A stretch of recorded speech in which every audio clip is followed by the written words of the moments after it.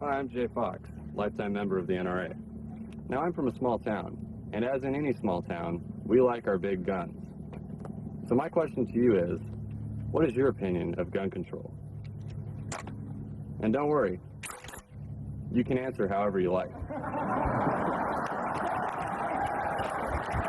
I own a couple of guns, but I'm not going to tell you what they are or where they are. A nation that cannot and will not defend its own borders will not forever remain a sovereign nation. And it's unfair.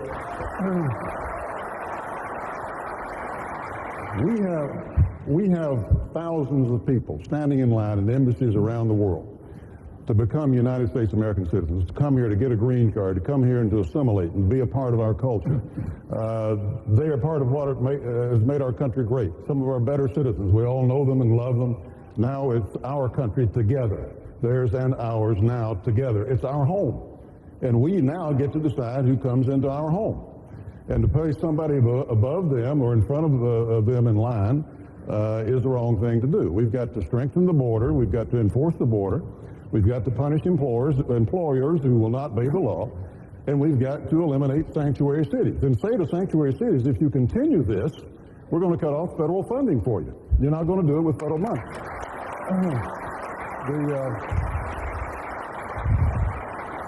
Now, there are parts of what both of these gentlemen have just said that I would like to associate. First of all, of course, Governor Romney supported the Bush immigration plan until a short time ago. Now he's taken another position, surprisingly. That's not right, Fred. As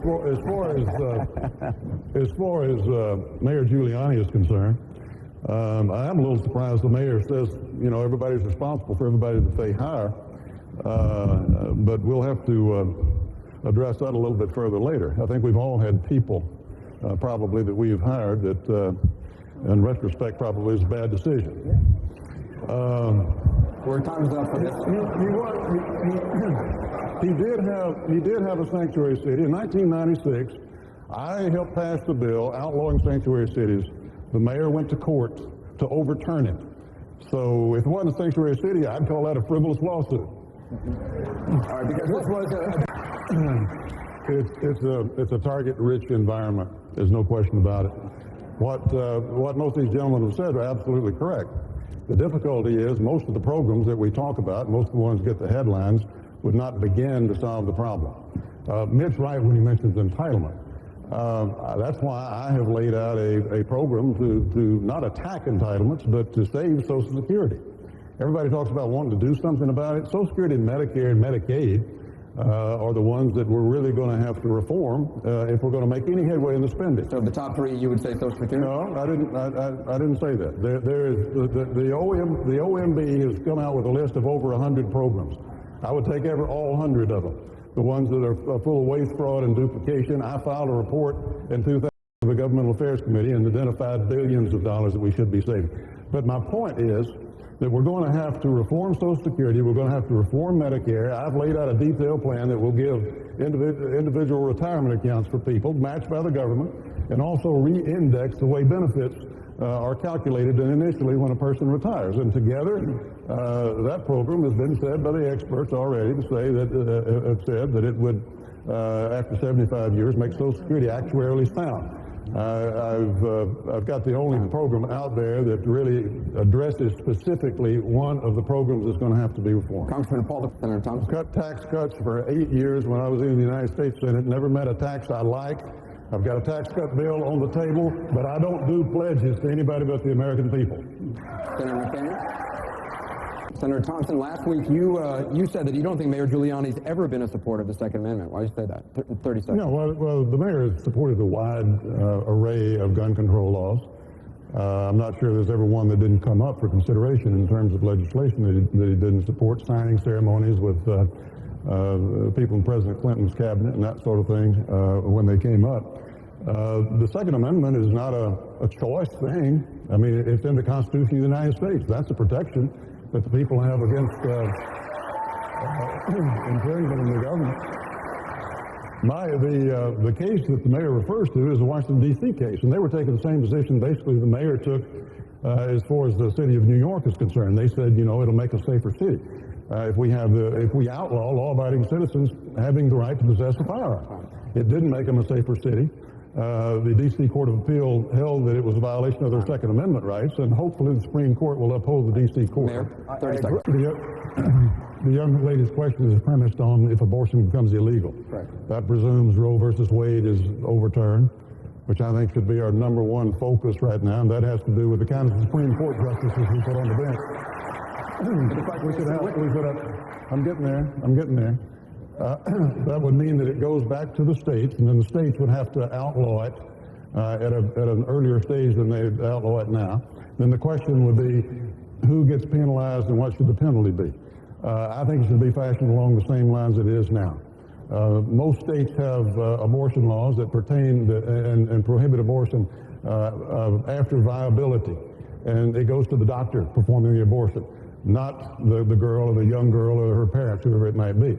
I think that same pattern needs to be followed. It could just be moved up earlier or much earlier in the process if the state so determines. We shouldn't be in there longer than necessary, and we don't know how long that will be. But we should be there absolutely as long as it takes to complete our mission there. It will make for a safer United States of America. We're all focused, understandably, on Iraq and Afghanistan right now, but it is part of a much bigger picture. Islamic terrorism has declared war on us and Western civilization. They would like nothing better than to kill millions of people as they bring us down. They would like to be able to advertise to young radicals around the world that you too could help bring down the United States of America. Iran is waiting there to fill that vacuum. You think $90, $100 a barrel is high for oil now. Wait until that happens. But more importantly, it would make for a less secure United States of America. We have to do what's necessary. We have to take the opportunity that we have now. John's absolutely right. What's going on there is progress. It's called progress. Too many people in this country are vested in a scenario of defeat. I'm vested in a scenario of victory, and I see it happening there in Iraq today. Congressman Paul, 30 seconds. Yeah. Will you grant your vice president as much power and influence as I've had? And remember, before you answer, I'm watching you. Funny video, serious question, Senator Thompson. Would you have a vice First president? of all, I'm greatly relieved. For a second there, I thought that was me.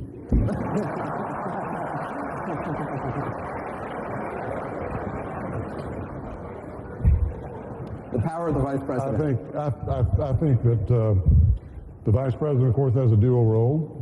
He has a place in the executive branch of government. He also presides over the Senate, so he has a place in the legislative branch also. But a vice president ought to be chosen basically on his ability to serve as president of the United States, if that situation were called for. Therefore, he needs to be brought into the administration. I think that a vice president ought to have substantial authority. I think especially in national security areas, expertise in that area is especially beneficial to a president who's having to deal with all the issues the president has to deal with, but certainly some expertise either in the domestic area or the national security area. Some legal training also might be helpful. I think one of the most important things that we're going to be facing for this next president is the selection of United States judges to the Supreme Court.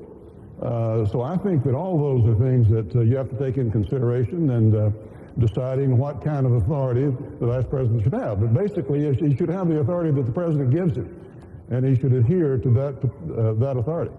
One of the things I would do for his generation is protect him from our generation.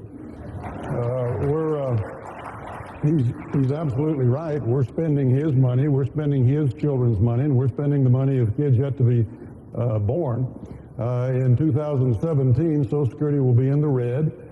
Pretty soon it'll be out of money. It'll go bankrupt. In fact, our entitlement programs put together will take over the entire budget by about 2040.